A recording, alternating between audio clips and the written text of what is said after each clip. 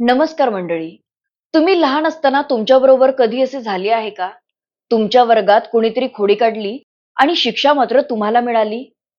कधी-कधी खरा दोषी मोकळा फिरत असतो आणि शिक्षा मात्र निर्दोष माणसाला मिळते. अशा वेळी अन्याय झाल्याची भावना निर्माण होते.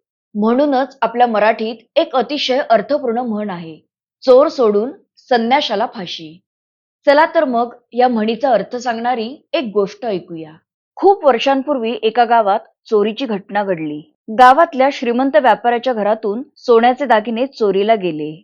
संपूर्ण गावात खळबळ उडाली. गावाच्या कोतवालाला चोर शोधण्याची जबाबदारी देण्यात आली. कोतवालाने शोध सुरू केला, पण अनेक दिवस उलटून गेले तरी चोराचा काहीच पत्ता लागला नाही. गावकऱ्यांचा दबाव वाढू लागला. व्यापारी रोज कोतवालाला जाब विचारू लागला. कोतवाल घाबरला. त्याला वाटले काहीतरी करून कोणाला तरी दोषी ठरवलंच पाहिजे. त्याच दरम्यान गावाजवळच्या मंदिरात एक संन्यासी मुक्कामाला आला होता. तो शांत स्वभावाचा होता.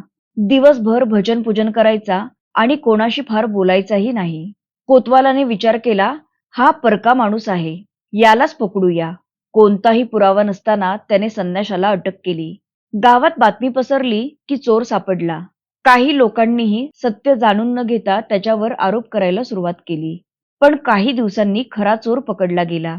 त्याच्याकडून चोरीचा सगळा माल जप्त करण्यात आला. तेव्हा सगळ्यांना समजलं की संन्यासी पूर्णपणे निर्दोष होता.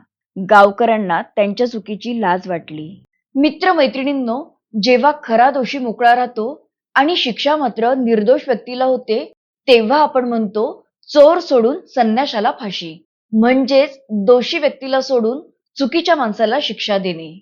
आजच्या काळात सुद्धा कधी कधी असं घडतं. पूर्ण सत्य जाणून न घेता आपण निष्कर्ष काढतो, ऐकीव गोष्टींवर विश्वास ठेवतो आणि मग निरपराध व्यक्तीलाच दोष देतो.